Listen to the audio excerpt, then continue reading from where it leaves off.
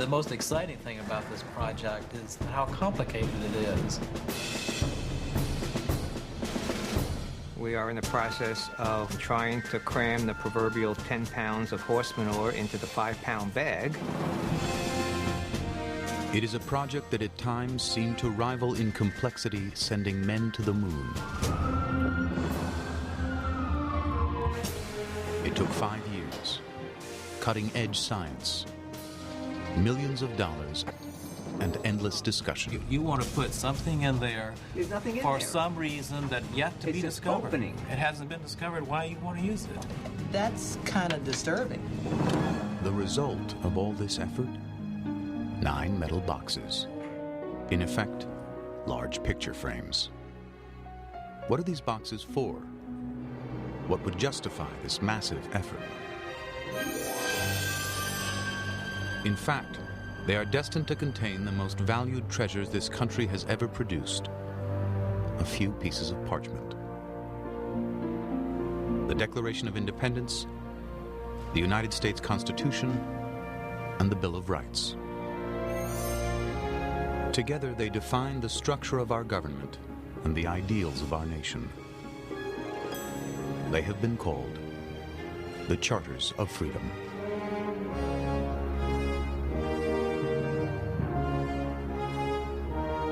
I think it's great to see what it really looks like instead of just seeing it in a book.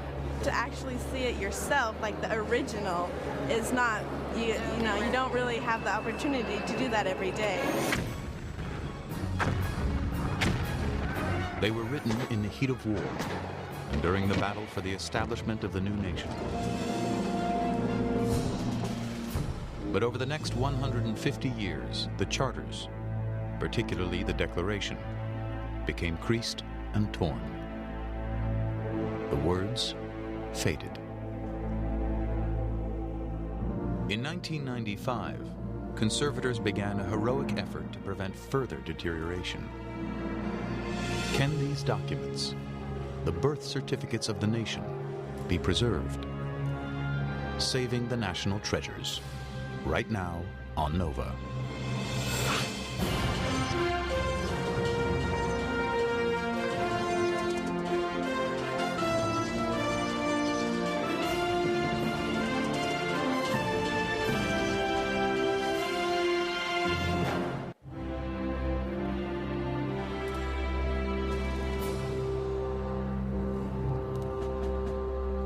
Every day of the year except Christmas, the Constitution, the Declaration of Independence, and the Bill of Rights are on display in the National Archives building in Washington, D.C.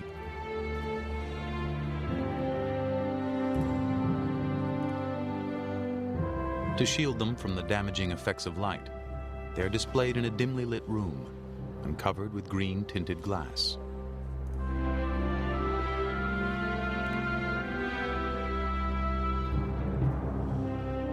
Over 1 million visitors come to see these documents every year. The Constitution of the United States and the Bill of Rights lay out the structure of our government. They are the supreme law of the land. But the centerpiece, the most beloved of the charters, the one that everyone comes to see, is the Declaration of Independence. When in the course of human events it becomes necessary for one people to dissolve the political bands which have connected them with another. Unlike the other documents, it does not define the form of our government, The separate and equal station.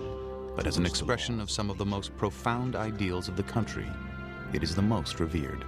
We hold these truths to be self-evident, that all men are created equal, that they are endowed by their Creator with certain unalienable rights, that among these are life, liberty, and the pursuit of happiness. The Declaration is being composed in the heat of battle. The British are arriving with hundreds of ships and thousands of soldiers. The American colonies are under attack. The Declaration of Independence not only announces the formation of a new nation, it is a declaration of war. A scribe copies it onto parchment.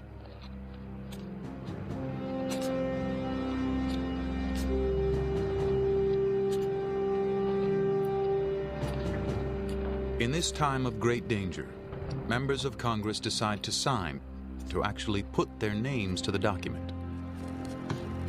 In doing this, they are marking themselves as traitors to England and will be hanged if captured.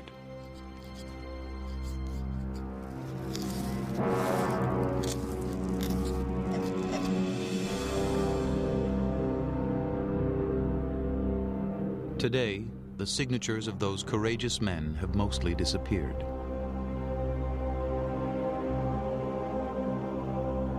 The Declaration is torn and dirty.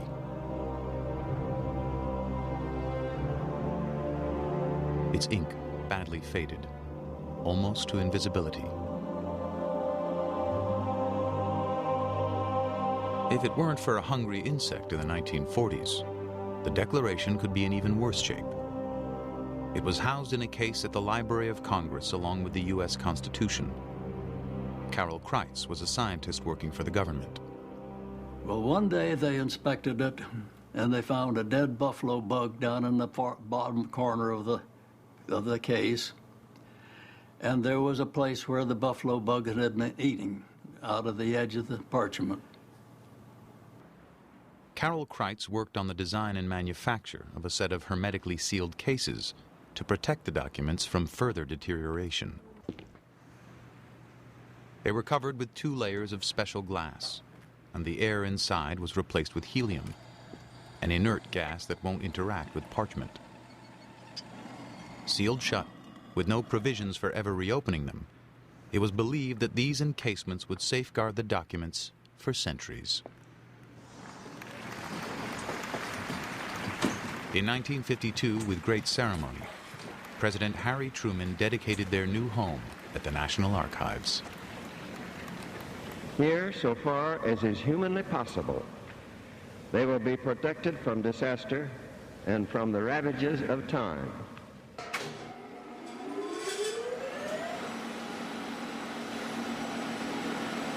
It was the height of the Cold War, and every night the documents descended 20 feet down into a vault designed to withstand all natural and man-made disasters.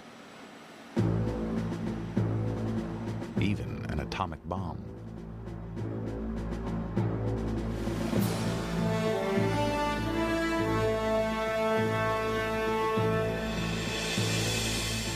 This was cutting-edge technology when it was created.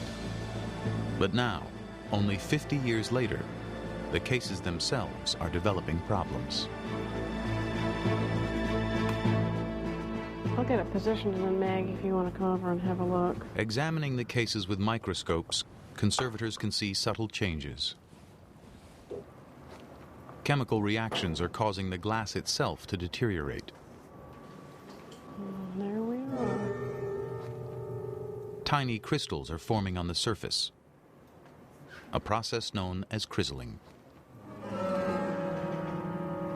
There appeared crystals, and there was fear that the crystals might be growing, and this could lead to some really serious problems with the glass and its proximity to the parchment, the charters themselves. As the documents move up and down in its mechanism, there is a fear that vibrations are abrading their delicate surfaces. This starts the conservators wondering what else might be going on inside these aging sealed encasements. Has the helium leaked out? Are the documents surrounded by the proper humidity? Perhaps the very encasements, which had been so elaborately designed to protect these precious documents, might actually be damaging them. Something has to be done. Given the time frames that you have to operate in government in terms of getting appropriations and follow through, we didn't have a lot of time to waste. A high-powered team is assembled. Physicists, chemists, engineers, conservators, all world-class experts in their fields. That helps so much because it not only reduces the size, but it cuts down on the weight. Each person on the team has a particular specialty. The top framing. Nathan Stoloff designed the cases for many important documents, including the Gettysburg Address and the Magna Carta.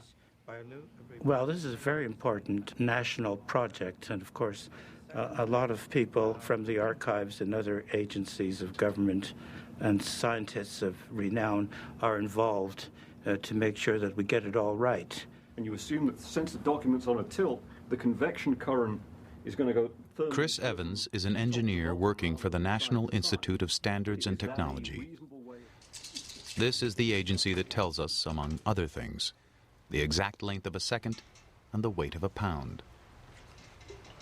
NIST, which has some of the most precise manufacturing and measuring tools in the world, will be making the cases. The charters are all written on parchment, the cured skin of a sheep or cow. If you have this edge of this, Don Etherington is a world expert on the preservation of parchment. it's not attached to anything, it's placed on a platform because we don't want to introduce any adhesives and no real restraints, because if you restrain parchment, it wants to move, it wants to get back on the animal, if you like. Extraordinary talent assembled to build what are, in effect, large picture frames. You can do it all sorts of ways, but the project will take 5 years and cost almost $5 million. No effort will be spared, because these cases will protect our nation's most precious documents.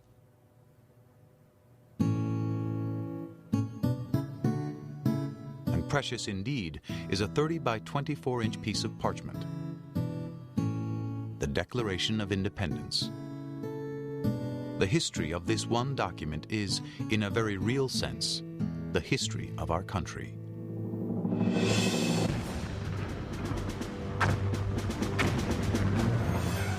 July 1776.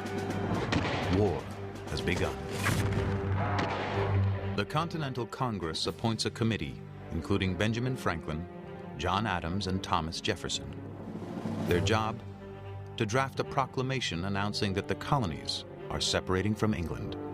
The committee, in turn, appoints the young Thomas Jefferson to actually write the document. After much editing and many revisions, the Declaration of Independence is made public. At first, it only exists in printed form, in newspapers and pamphlets. It is widely distributed, posted, and read aloud, so that Americans will understand this momentous decision. Then the Continental Congress prepares a more formal, handwritten copy on parchment. This is the document that they sign.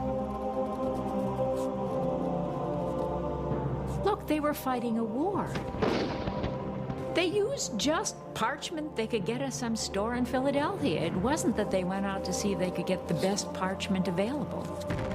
This was an announcement of an important decision, but it wasn't going to mean anything unless they won that war. The Declaration of Independence has two parts. The first part, the ringing phrases we remember today. We hold these truths to be self-evident, that all men are created equal. Was for Congress merely an introduction, similar to the beginning of the Virginia State Constitution.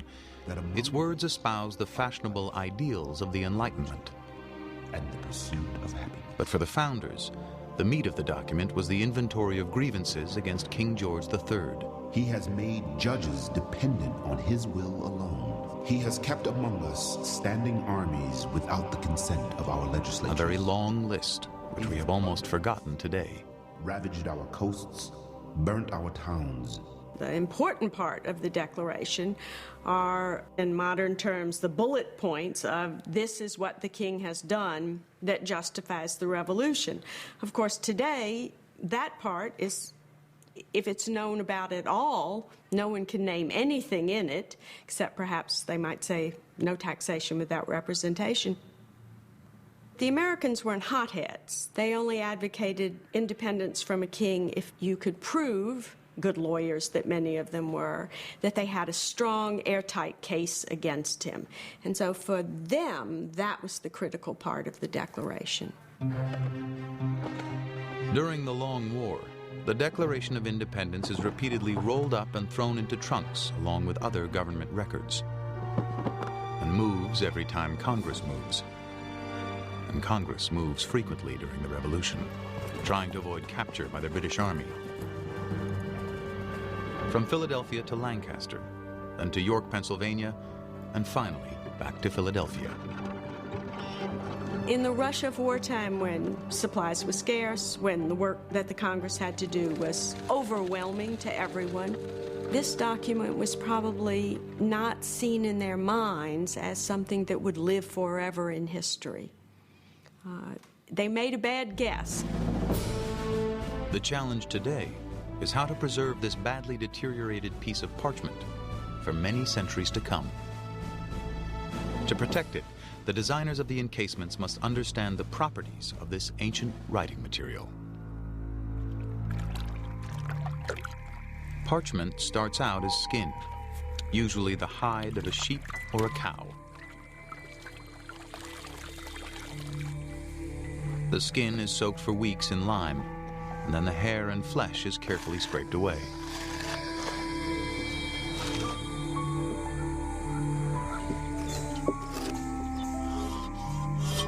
After it has been stretched and dried for weeks, the result is a thin and perfectly smooth writing surface. But it is skin, and all skin is damaged by the environment.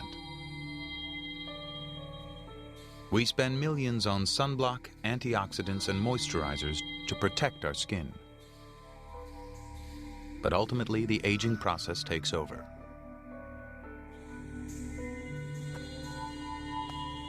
With parchment as well, ultraviolet rays, oxygen, and fluctuations in humidity all wreak havoc. But with the proper protection, parchment's deterioration can be virtually stopped. That is the job of the new encasements. The new encasements will be made up of a few basic parts. There will be a base, milled out of a single block of aluminum, with pockets cut out to reduce weight while maintaining rigidity. A platform will hold pure cellulose paper and the document. The front of the case will consist of a piece of clear, colorless glass, incorporating a special coating to reduce reflections, and a titanium frame. The frame, glass, and base will be held together with bolts. Finally, the air inside the case will be replaced with argon, an inert, colorless gas which will not react with parchment. 1 year into the project, the basic design of the encasements has been established. But many crucial decisions have yet to be made. Today, the group is debating a particularly contentious issue. One of the critical concerns in the preservation of parchment is humidity. So that the cellulose or the collagen or whatever. In all the other cases that he has designed, Nathan Stoloff has used silica gel to hold the level of humidity constant. Silica gel is used in many encasements all around the world for the last 30, 40 years, and it's been proven to be trouble-free and very good at maintaining humidity control. Silica is the same material that you sometimes find in the packaging of electronic equipment. In these encasements, Stoloff is proposing that chambers be built into the base of the cases to hold the gel. He argues that the gel will maintain a constant humidity in the case by absorbing moisture when the atmosphere is too wet and releasing moisture when it's very dry.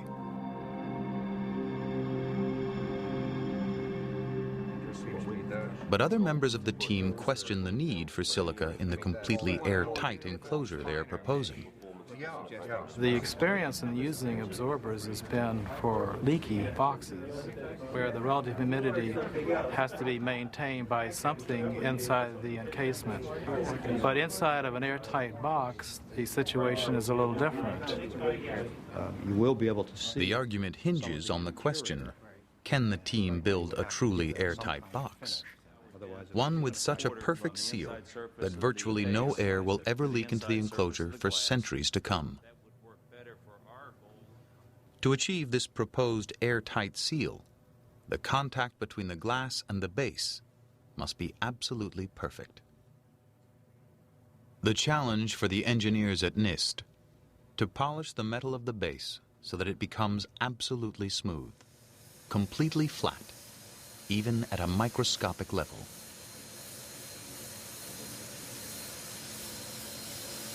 Guided by a computer, a sharpened diamond slowly moves across the base, producing a mirror finish on the metal. It takes an additional 8 hours of hand polishing to get the seal surface perfectly smooth. But when it is checked under a special microscope, an imperfection shows up. Only a few microns in diameter, it looks like a huge pit and must be reworked. In theory, the cases are airtight, but the glass and the metal must continue to maintain their perfect contact, even under the most extreme conditions. If the seal doesn't hold, it will be back to the drawing board. Today, a punishing test. The encasements must be able to protect the documents even if Washington were struck by a severe tornado, causing a drastic change in atmospheric pressure. This one hit just 30 miles from the National Archives. A sudden change in air pressure can cause a building to explode.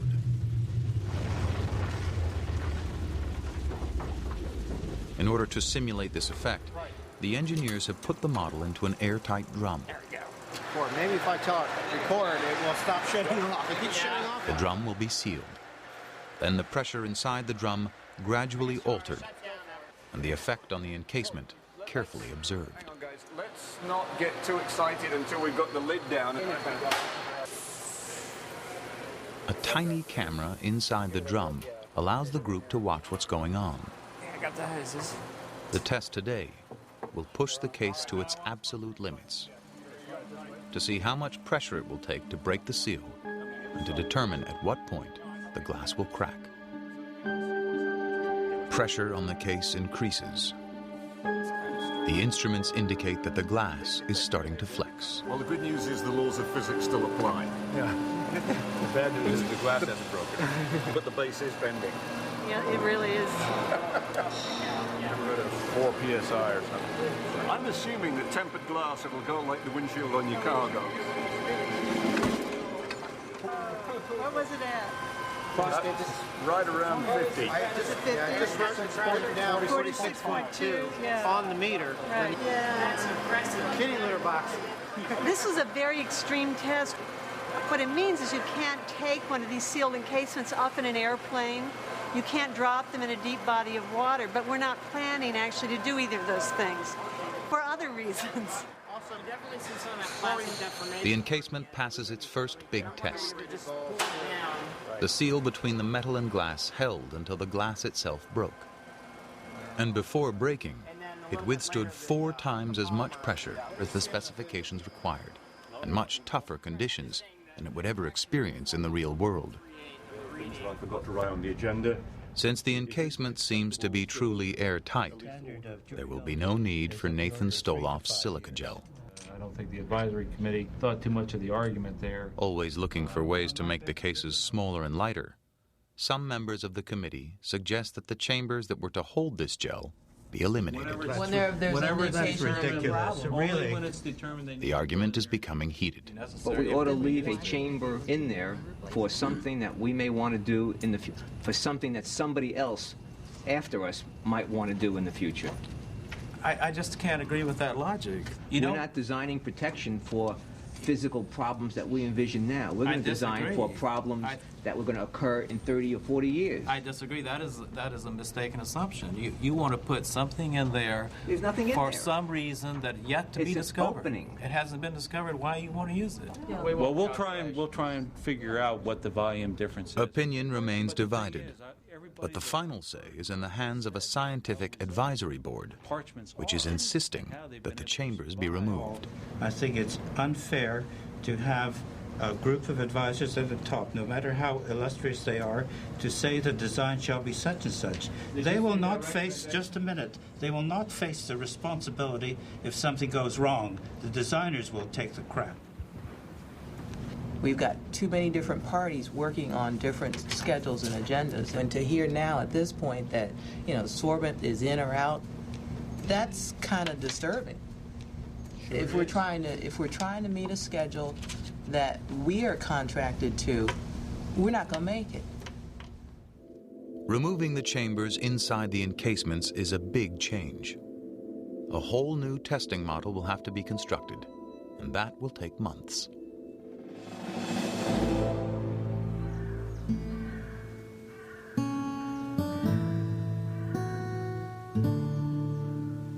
But preservation of the founding documents is not on the minds of Americans in the years following the Revolution.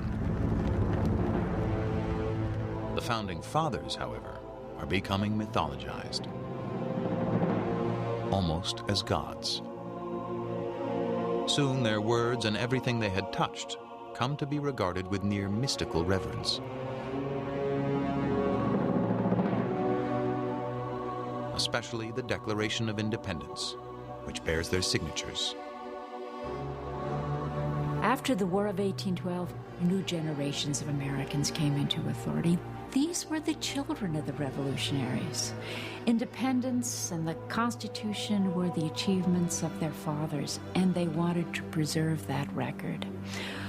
They collected the documents which were scattered, which were being lost.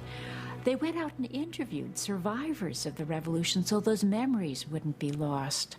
They were dedicated to preserving the record of the revolution, which they regarded with almost religious fervor. As the author of the Declaration of Independence, Thomas Jefferson is obsessed with promoting his own legacy. He encourages the famous artist John Trumbull to paint this fictional scene of the signing. In reality, the document was signed over the course of a year, long after the assembled delegates had gone home. Jefferson's efforts are highly successful. The Declaration of Independence, which was primarily a long list of grievances against the king, now becomes the defining symbol of a heroic age. It's at this point that the Secretary of State, John Quincy Adams, commissioned a facsimile of the original document by the engraver William Stone. The process Stone used is controversial. He may well have used a wet pressing process. What this involves is taking a very thin piece of paper, putting it over the surface of the original document so that it will pick up the image by literally absorbing some of the ink. You have a mirror image of the document, which was then put on a copper plate and carefully etched into the plate so that he could print a copy of the Declaration of Independence that was as close as human beings at that time were capable of making.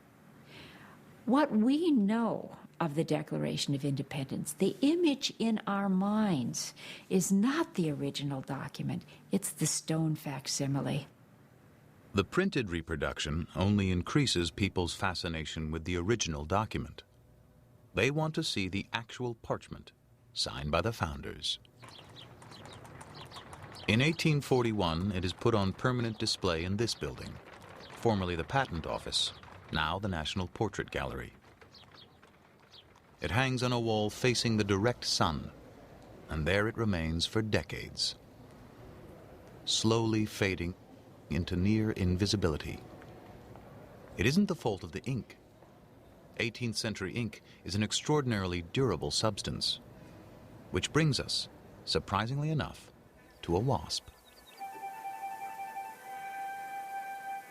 The main ingredient of the ink is produced when a wasp lays her eggs in the bark of an oak tree, which forms a nodule, or gall. Galls are rich in a chemical called tannic acid, a substance that is also used to tan leather.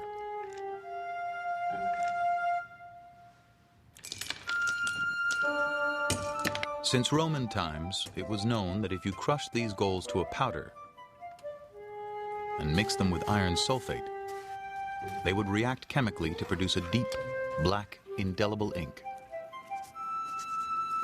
Properly preserved, documents written with iron gall ink can last for centuries. For example, this is the Magna Carta, a document penned in 1215, establishing the rights of English freemen and a precursor to our Constitution. 800 years old, its writing is still vivid today. The reason? For most of that time, it was kept hidden away in a cool, dark place. But the charters of freedom must be out on display, exposed to light, 10 hours a day, 364 days a year. This would be hard on any written document, and that is why the design of these new encasements is so critical. The cases are part of a larger project, a major redesign of the rotunda at the National Archives, where the documents will be displayed. The heavy green glass will be gone, the lighting will be improved, and the Declaration will be down off its altar and much easier to see. Marvin Schenkler is supervising the redesign. The current thinking is the Declaration of Independence will be on the left of the center. In the center will be the 4 pages of the Constitution, and on the right will be the Bill of Rights. This is a particularly difficult space to work with because one of the biggest issues we had to deal with is handicap accessibility. So our solution was to take the steps out and lower the cases to the same floor elevation as the rest of the rotunda. This is the one and only prototype. This is our one and only shot of getting this right. Once it's fabricated, it's too late. So if we've messed up here, we're in big trouble. 1861, the Civil War. As important as the Declaration of Independence was to the founding generation, it becomes even more significant during this country's greatest crisis. President Lincoln becomes committed to abolishing slavery and needs the moral force of a founding document to justify his position. But neither the Constitution nor the Bill of Rights, the two documents which establish the political framework of the United States, contain any assertions of equality. Neither of them says that all men are created or born equal. Neither of them says that men have certain inherent rights, among which are life, liberty, and the pursuit of happiness. If those ideas were important to you, if you wanted a document to give them legitimacy, the only document they had was the Declaration of Independence. So the Declaration took on a whole new life and a whole new function as a statement of our liberties. The founders had considered the essential part of the Declaration of Independence to be that long list of complaints against King George III. But during the Civil War, the country's leaders turned to the preamble, those noble-sounding words about equality, with absolutely no legal authority. The Declaration of Independence is reborn in the 19th century, particularly with Abraham Lincoln and the Civil War, is reborn as a ringing condemnation of slavery and as a ringing set of principles for America to live up to in terms of egalitarianism. By the time the Gettysburg consecration occurred, the war had dragged on and was just horrifying. There had to be some greater moral reason than just to keep the Union together. And so Lincoln reframed the founding and said that our fathers had created on this continent a new nation dedicated to the proposition that all men were created equal, and that we're now engaged in a battle to see whether a nation so conceived and so dedicated could long endure. He made the Civil War a fight for the freedom of black people, and by doing so, he had to change the meaning of the founding. A document which earlier in the century had sentimental value because it was signed by the founders is transformed during the Civil War into a document with real moral authority, an expression of the ideals of the nation. We hold these truths to be self-evident, that all men are created equal, that they are endowed by their Creator with certain unalienable rights. Coming down. Clear.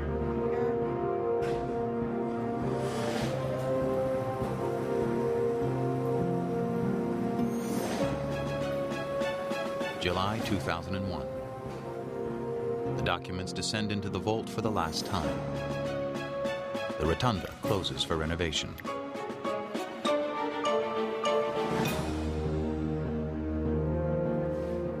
The Declaration of Independence, the Constitution, and the Bill of Rights leave the National Archives building to be transported to a secret location. There they will be examined, repaired, and put in the new encasements.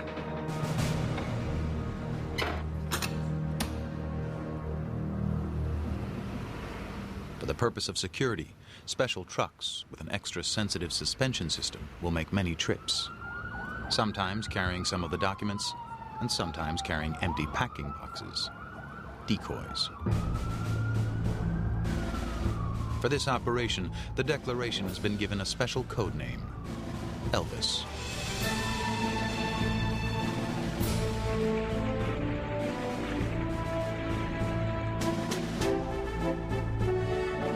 The last time they had been moved, half a century ago, the documents in their then state-of-the-art encasements had been delivered to the National Archives with great ceremony. Carol Kreitz was there. As a young man, he worked on the original encasements and was present when they were soldered shut. The sealing of the Declaration went very smoothly, and it took all day. The guy that did the soldering did a real nice job. It was beautiful. I wished I could solder like he could. The head of collections for the Library of Congress, Alvin Creamer, supervised the work. Mr. Creamer started going over the Declaration inch by inch, and down in the lower right-hand corner, he suddenly reared back with the consternation all over his face and said, "There's a hair in the enclosure." Well, we all gathered around, and sure enough, there was a hair in the enclosure. But you had to look twice to see it. A hole was drilled in the side of the encasement, and the offending hair was removed. Then the encasement was resoldered shut, as they believed at the time, sealed forever.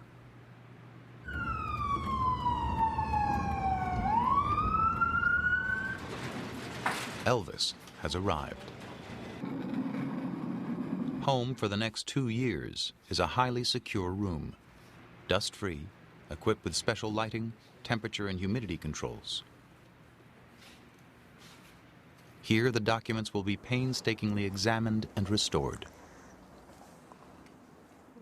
Alyssa O'Loughlin, Kitty Nicholson, and Mary Lynn Ritzenthaler, conservators for the National Archives, have the unenviable task of figuring out how to open the cases that were soldered shut 50 years earlier. I don't think you need the pressure now so much. But There is no instruction manual.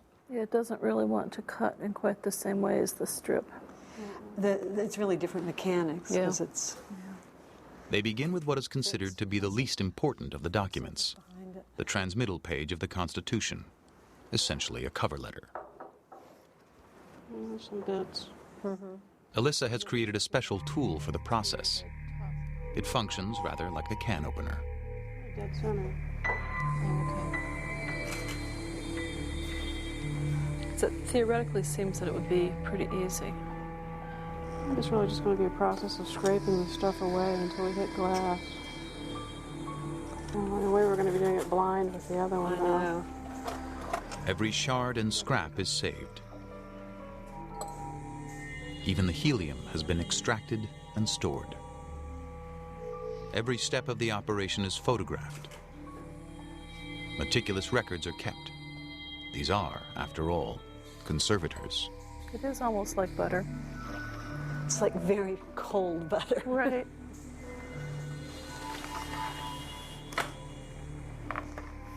I've got sharp edges. Yeah. I'm resting on the glass. Okay.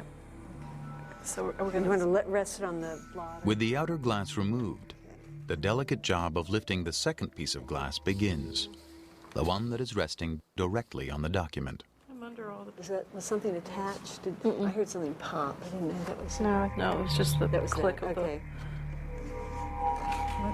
Glass just slid in that direction. Okay. And this is a point where you would check for offset of the image? The crizzling is quite evident. A snowstorm of tiny crystals on the surface of the glass.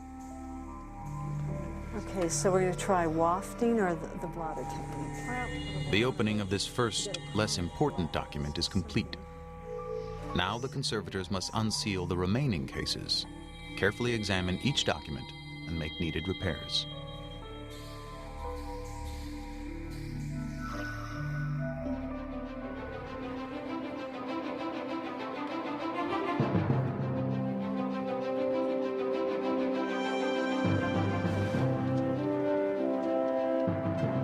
The renovation of the rotunda has been underway for a year and a half.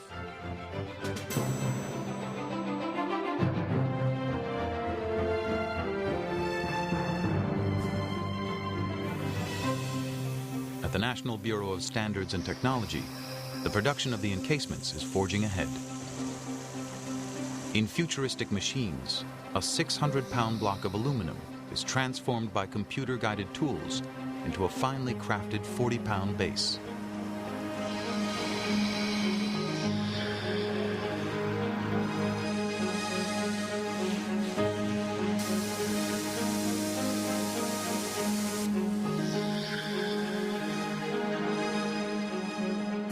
The frames are milled from the ultra-strong metal titanium. Finally, they are electroplated in gold.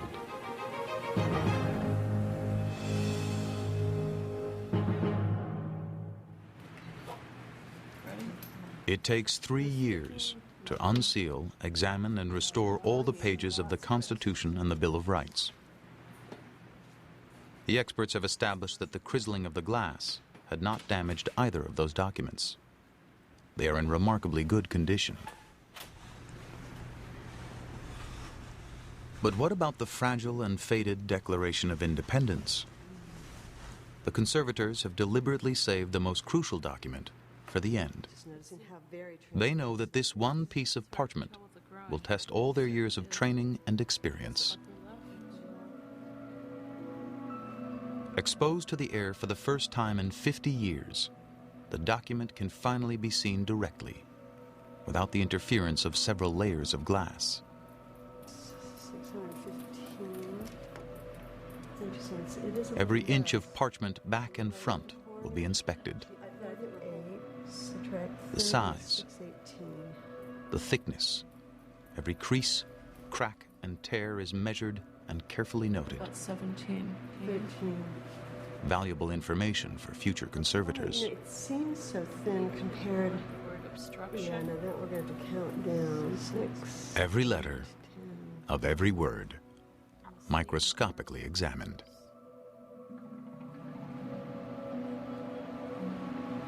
There's hardly any ink left. It's as though it was washed away.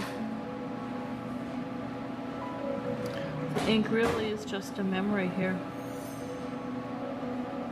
Lots of horizontal creases, and these are very characteristic of having been rolled. The intimation of the handprint, positionings of...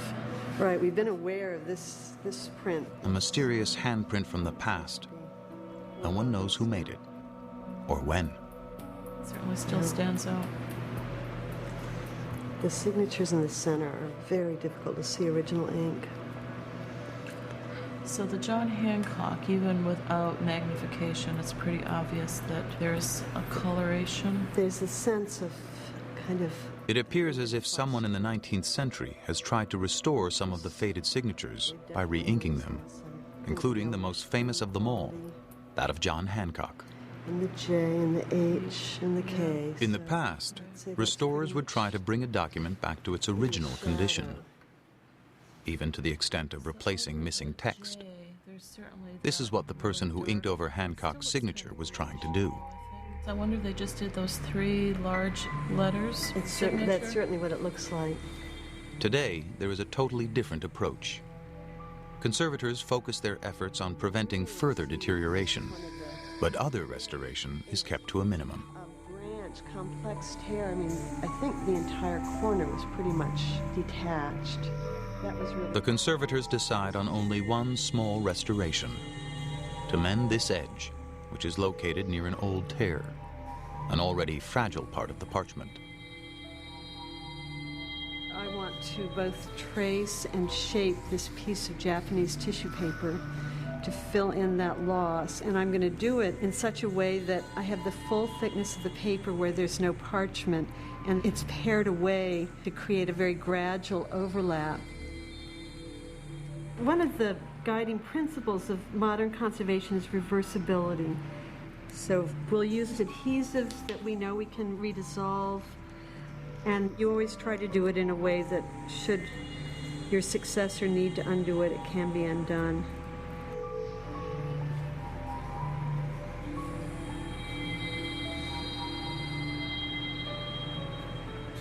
Apart from this repair and some light surface cleaning, over the next 2 months, conservators will continue to meticulously examine and photograph this document, and nothing more.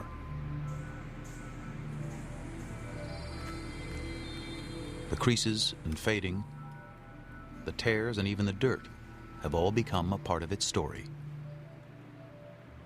That's the history of the document. The document is faded legitimately. It was rolled up and dragged from place to place. It was subject to William Stone's wet pressing process. It was hung across from a bright window in the patent office for 35 years. This document has a right to be faded. I have a dream that one day this nation will rise up and live out the true meaning of its creed. August 1963. Martin Luther King stands beside the Lincoln Memorial and calls for the new birth of freedom that Lincoln had promised. A freedom that for King means an end to discrimination and segregation. A freedom that means liberty and justice for all. We hold these truths to be self-evident, that all men are created equal. As a black youngster, I knew that somewhere it was written that the United States proclaimed that all men were created equal. I don't know where it was, but I knew it. And I knew someplace it was written that the laws were supposed to apply to everybody equally. I don't know where, but I knew someplace it was. The Declaration of Independence in many ways is more alive today, broader and more idealistic a document than it was when it was originally written. As we have moved into civil rights movements, women's rights movements, Native American rights movements, gay liberation movements, as we moved into a very rich period of trying to establish an all-inclusive body politic, an all-inclusive citizenship, then the ringing words, all men are created equal, become vital and critical in a way that I think Jefferson would have been astounded, because he certainly did not envision a world in which his African-American slaves would be going into the voting booth beside him, and even more so, he did not envision a world in which his daughter or his wife would go into a voting booth.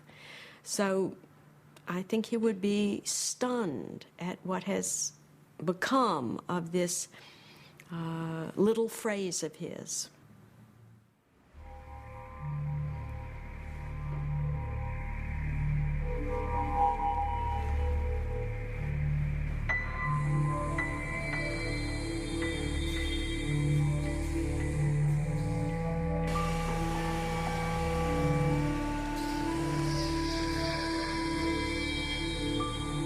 May 2003. So let's put the top in first. The Declaration of Independence is being placed in its new encasement.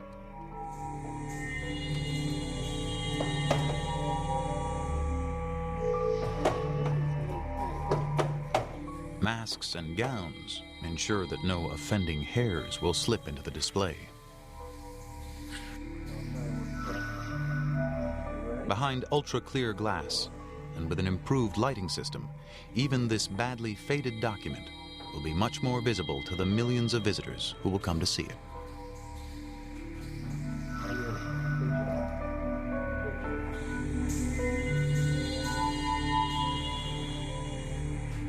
Looks beautiful. Looks very nice, yeah. If all goes well, it will be opened again only after a very long time, perhaps by conservators yet unborn.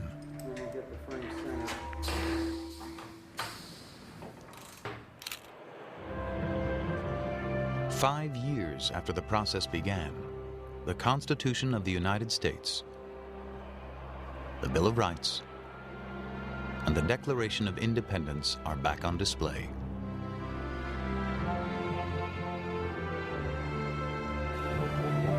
The words are so powerful, so beautiful, so noble that they became a centerpiece of our understanding of who we are as a people.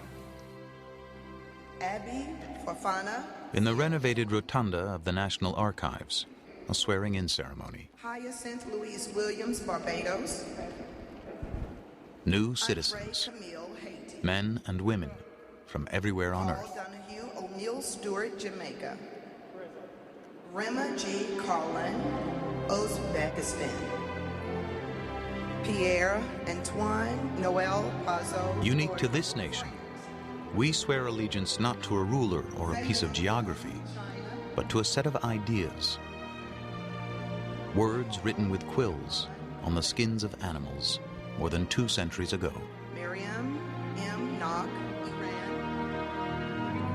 Aida M. Servic, Bosnia. Over the next 200 years, people will view the documents.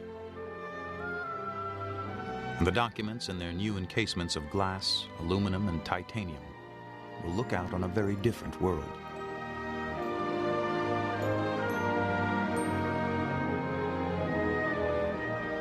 One thing is certain. Though the words remain the same, their meaning will continue to change, evolving, adapting to new times and circumstances, to a world that we and their authors can scarcely imagine.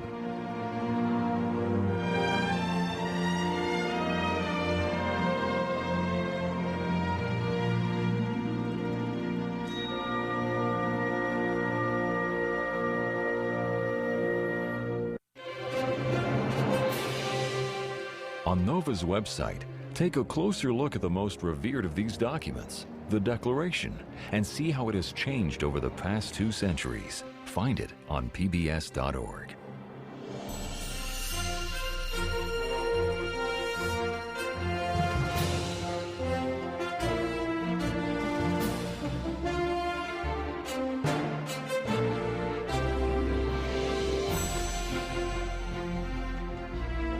To order this show or any other NOVA program for $19.95 plus shipping and handling, call WGBH Boston Video at 1-800-255-9424.